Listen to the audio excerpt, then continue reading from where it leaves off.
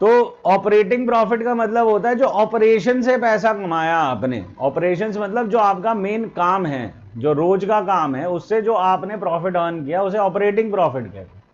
क्योंकि net profit निकालते वक्त ऐसी कई इनकम्स इंक्लूड की जाती है जो ऑपरेशन का पार्ट नहीं है। लाइक ये जो अदर इनकम आप ऐड करते हो यहां पे, ठीक है, ये अदर इनकम सारी की सारी हमारे ऑपरेशन से नहीं रिलेटेड है। रेंट रिसीव है तो भाई रेंट रिसीव, अगर मेरी मेडिसिन की शॉप है और मैं रेंट रिसीव कर रहा हूं, how does it are part of my normal operation? नहीं है ना, क्योंकि मैंने ऑब्वियसली पैसा मेरे पास स्पेयर पड़ा होगा तो मैंने एक और जगह खरीद लिया तो उससे इनकम मैं अर्न कर रहा हूं। Because I had surplus fund, I bought a new मैंने प्रॉपर्टी, उससे मैं अर्न कर रहा हूं। मेरे मेडिसिन शॉप का अर्निंग थोड़ी है वो, राइट। सिमिलरली जो अगर हमारे को profit on sale of any fixed asset हो रहा है तो वो भी मेरा रोज का थोड़ी है, वो मेरा ऑपरेशन का काम थोड़ी है। एंड सिमिलरली लॉसेस, मतलब आपके खर्चे में भी ऐसे आइटम हो सकते हैं जो कि आपके रोज के ऑपरेशन के नहीं है बट आपने अपने नेट प्रॉफिट निकालने के लिए माइनस किए, like loss on sale of fixed asset. भाई रोज का थोड़ी है काम, मेरा ऑपरेशन का पार्ट थोड़ी है। ऑपरेशन में मतलब क्या होता है, जो रोज का काम कर रहे हो आप, सेल परचेज से जो कमा रहे हो उसको हम ऑपरेटिंग प्रॉफिट कहते हैं। So that lies between gross profit and the net profit. अब इसको जानने के लिए मैं एक प्रॉपर टेबल बनाऊंगा सर, ठीक है, उस टेबल को आपको थोड़ा समझना होगा। That we have already done that net sales minus cost of good sold, ये क्या होता है ये पता है ना हमें, that is basically cost of good sold. यहां तक तो आए हुए हैं ना, ठीक है। इससे माइनस करेंगे operating expenses. What are operating expenses? Basically होना चाहिए हाँ सर, सर, वो ग्रॉस प्रॉफिट नहीं होना चाहिए। ओ सॉरी, हाँ, तो that's basically gross profit. Gross profit से माइनस करेंगे हम operating expenses which are what, जो रूटीन एक्सपेंसेस हैं और डे टू डे या डे टू डे एक्सपेंसेस हैं, उनको हम बेसिकली ऑपरेटिंग एक्सपेंस कहते हैं। इसमें हम यूज कर सकते हैं ये word, office and administrative expenses जो होते हैं वो कैटेगराइज होंगे, एंड जो आपके सेलिंग एंड डिस्ट्रीब्यूशन के खर्चे हैं बिजनेस के वो कैटेगराइज होंगे, ठीक है। मतलब एक तरीके से आप कह सकते हो कि अब इनडायरेक्ट एक्सपेंसेस दो पार्ट में डिवाइड हो गए, operating expenses and non operating expenses. समझ रहे हो बात को? That is we can say that ये जो इनडायरेक्ट एक्सपेंस है इसकी हमने यहां पे दो बाइफिकेशन कर दी है। एक हो गया मेरा ऑपरेटिंग एक्सपेंस और दूसरा हो गया नॉन ऑपरेटिंग, ठीक है सर। तो हम इनडायरेक्ट एक्सपेंसेस में से सिर्फ ऑपरेटिंग वाला खर्चा ले रहे हैं जो हमारा रोज का खर्चा है। तो ये खर्च माइनस करोगे जब आप, तो आप पहुंचोगे नेट ऑपरेटिंग प्रॉफिट या ऑपरेटिंग प्रॉफिट पे, ठीक है। और इसमें जो है आप बेसिकली प्लस करोगे अदर इनकम। अदर इनकम का मतलब आप समझ रहे हैं, मैं नॉन ऑपरेटिंग इनकम्स की बात कर रहा हूं, ठीक है। ये जो अदर इनकम हम यहाँ सारी की सारी इंक्लूड करते हैं, less non operating expenses, for example loss due to fire या loss on sale of asset, ये नॉन ऑपरेटिंग खर्चे। मतलब आग रोज थोड़ी लगनी है बाबूजी, नॉन ऑपरेटिंग का मतलब होता है जो फ्रीक्वेंट नेचर का नहीं है, उसे हम नॉन ऑपरेटिंग कह रहे हैं, right. So this is non operating expenses, there is list of it. अभी हम एग्जाम्पल करेंगे तो उधर भी मिलेंगे, बट आप इसके सेंस को समझो, लिस्ट को नहीं। तो अदर इनकम हम प्लस करते हैं, नॉन ऑपरेटिंग माइनस करते हैं, तो हम पहुंचते हैं profit before interest and tax. इसके नीचे का पार्ट आपके लिए रेलेवेंट नहीं है, आप इसी को नेट प्रॉफिट कह सकते हो, कोई प्रॉब्लम नहीं है, ठीक है। इसके नीचे अगर आप इस वर्डिंग को समझो तो अभी इंटरेस्ट भी माइनस होगा और टैक्स भी माइनस होगा, कि करके दिखाई दो, लिख ही देता हूं पूरा कर लेना, राइट। ये आज की डेट में आपका रेलेवेंस नहीं रखता है, इंटरेस्ट तो फिर भी रखता है पर बाकी चीजें नहीं रखती है, मतलब टैक्स ऑब्वियसली नहीं रखता है। सो इंटरेस्ट पेड भी आपका ऑपरेटिंग में नहीं आता, ये बात याद रखना। जो आप इंटरेस्ट लोन्स पे करते हो that doesn't come in operating, so interest paid minus होगा, so that is basically called profit before taxes, and इससे माइनस करेंगे टैक्स तो आता है प्रॉफिट आफ्टर टैक्स, और दैट्स कॉल्ड नेट प्रॉफिट।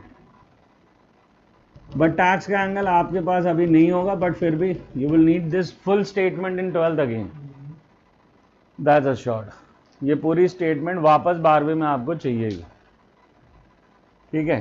तो आप इस बात को समझो कि मैंने इतना क्यों लिखा। आपका नेट ऑपरेटिंग प्रॉफिट बीच में आता है, ठीक है। तो आप कह सकते हो तो जी आपको यहां तक समझाना था, काय को नीचे तक आ गए, है ना।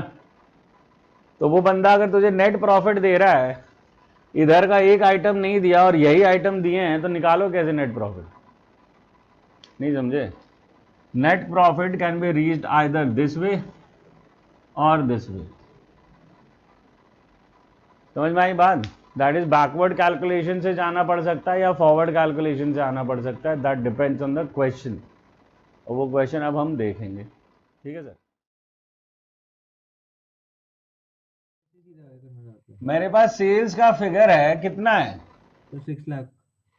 6 लाख। अब कॉस्ट ऑफ गुड्स सोल्ड निकालनी पड़ेगी ना मुझे, यही तो एक प्रॉब्लम है ना सर। Yes sir. तो यहाँ वर्किंग्स करते हैं, बताओ कॉस्ट ऑफ गुड्स सोल्ड निकलवा दो हमें। ऑफिस एक्सपेंस है। ऑफिस एक्सपेंस तो कॉस्ट ऑफ गुड्स सोल्ड में डाल देगा। सॉरी सर पता नहीं। अंगद बाबू जी नशे में चल रहे हो। Cost of sales is given to you, so you don't even need that. Cost of goods sold और the word cost of sales are one and the same, ठीक है sir. Yes sir. Cost of sales are given to you at 4,40,000. Now you got GP. GP is 1,60,000. ठीक है sir. तो उन्होंने GP find out करने को कहा था, वो तो हमने निकाल दिया। अब minus operating expenses, so we can make a list over है, यही लिस्ट बना देते हैं। बताओ क्या क्या लिस्ट आपकी। Office expenses. ऑफिस एक्सपेंसेस, हाँ कितना है सर? Office expenses 15,000। 15,000। और क्या है? और फिर है सैलरीज। सैलरीज कितनी है? 15,000 नहीं सर, एक मिनट। 15 ही है सर। 15 ही है सर। सैलरी 15 है। एडवर्टीजमेंट 12,000 की है। 12,000। और क्या है सर? फिर बैड डेट्स आते हैं। बिल्कुल, सेलिंग का खर्चा है। बैड डेट कितने सर? 8,000। ये 1,000 के। और क्या है सर? सर ऑडिट फी। यो रेंट में क्या दिक्कत आ गई? Sir rent rates and taxes भी हैं उसमें साथ में। तो उससे क्या हुआ? ये वो वाले टैक्सेस नहीं होते सर, ये लोकल टैक्सेस होते हैं। जो रेट्स के साथ जब टैक्सेस लिखा जाता है ना, दैट अबाउट लोकल टैक्सेस। और जो अभी हमने टैक्सेस लिखे दे आर इनकम टैक्स, कि जो प्रॉफिट हुआ उस पर जो टैक्स लगता है। देयर बहुत सारे टैक्स लेते हैं हमसे सरकार। तुम ये दुख नहीं अभी समझ पा रहे हो, बाद में समझोगे, राइट। मैंने प्रॉपर्टी ओन कर ली, उसका टैक्स अलग म्यूनसिपालिटी को जाएगा, और इनकम कर ली तो वो सेंट्रल गवर्नमेंट को जाएगा इनकम के ऊपर टैक्स। फिलहाल इन दो टैक्स की यहाँ बात हो रही है। तो रेंट, रेट्स एंड टैक्स जब साथ आता है तो इसका मतलब होता है कि हम कहीं ना कहीं प्रॉपर्टी रिलेटेड टैक्स पे कर रहे हैं या म्यूनसिपल टैक्सेस पे कर रहे हैं, ठीक है। And that tax is income tax. तो कितना हो गया? 13,000 ये हो गया। और क्या है खर्चा सर? ऑडिट फी। ऑडिट फी बिल्कुल होगी। 7,000। चार्टर्ड अकाउंटेंट के पैसे हैं, है ना, 7,000। और सर और कुछ नहीं। लॉस, रेंट रिसीव, चैरिटी क्यों नहीं है सरकार? सर चैरिटी तो वो उसमें आएगा, non non operating. Charity non operating होगा ना। ये तुम कॉर्पोरेट गवर्नेंस नाम की चीज को खत्म कर दोगे। Have you heard this name, corporate governance? अच्छा यस सर, वो सोशल नाम सुना है कभी? कॉर्पोरेट सोशल रिस्पांसिबिलिटी की बात वाह बाबूजी, इतनी इंपॉर्टेंट आइटम होगी इस देश की, तुम बात कर रहे हो। कॉर्पोरेट हाउसेस परेशान है इसी रिस्पॉन्सिबिलिटी को पूरा करने में। तुम कह रहे हो यही पार्ट ऑफ इट नहीं है। Charity is always a important expense of any organization, चाहे रिलीजियसली समझ लो इसे या फिर लॉफुली समझ लो इसे। रिलीजियसली भी ये कहा जाता है कि 10% ऑफ द इनकम दान करनी चाहिए, चाहे धर्म कोई भी हो, राइट। 10 to 15% depend. और अब लॉ भी कहता है कि कॉर्पोरेट सोशल रिस्पॉन्सिबिलिटी तुम्हारी जिम्मेवारी है, यानी कि आप अगर कमा रहे हो इस देश से तो आपको इस देश को वापस भी करना है। एज सच दोनों मेंटालिटी वो हमारे तो पास उसके नहीं। लिए टैक्स भर तो रहे हैं। बाबूजी सरकार चाह रही है 100% टैक्स दो, बट चैरिटी में जब आप डालते हो पैसे तो सरकार टैक्स आपके कम भी करती है। चलो वो एंगल में हम अभी नहीं जाते, ये सब फालतू चीज़ों में कहाँ पढ़वा रहे। अच्छी अच्छी बातें कर रहा था मैं तेरे साथ, तो बुरी बातों में ले जाता मुझे। और टैक्स तो कितना ही देता है हमारा देश का इंसान यार, फिर टैक्स पे ले आया तो मुझे। बाबूजी हमारी 130 करोड़ की पॉपुलेशन, टैक्स भरने वाले 50 लाख लोग नहीं है, तुम कहते हो टैक्स दे रहे हम। सॉरी सर नहीं नहीं, बहुत सॉरी नहीं है, इसमें गवर्नमेंट की भी प्रॉब्लम है, वो बाद में समझेंगे। चलो आओ, चैरिटी हो गया। इंटरेस्ट रिसीव्ड आएगा sir, profit on sale of investment आएगा, नो सर। क्योंकि ये सारे नॉन ऑपरेटिंग है ना सर। तो ये हो गई बात खत्म हमारी। अब इसे जोड़ने का झंझट वैसे इतना भी नहीं है। 30 और 20 50 हो गए, 50 और 20 70 72,000 हो गए, ठीक है sir. So that's basically 88,000. This is operating profit और net operating profit। मतलब अगर स्ट्रक्चर बड़ा कर रहे हैं, चीजें ज्यादा दे रहे हैं, तो we can use the structure जो मैंने आपको अभी दिया है, राइट। ऑपरेटिंग प्रॉफिट और इसका ऑपरेटिंग प्रॉफिट फर्क आ रहा है 90,000 ऐसा क्यों हो रहा है हमारी जिंदगी में? सर, इसलिए मैंने चैरिटी हटा दिया था। इसने चैरिटी हटा दिया है, चैरिटी को वहां ले लिया है। मैंने तो हटाया ये तो था। हमारे साथ धोखा हो गया बाबूजी, धोखा हो गया। पर मेरा मन नहीं कर रहा यार, चैरिटी को कैसे हटाओ, इतना भाषण दे दिया मैंने तुझे, अब चैरिटी हटाने का दिल नहीं कर रहा, सिर्फ इसलिए क्योंकि आंसर कह रहा है।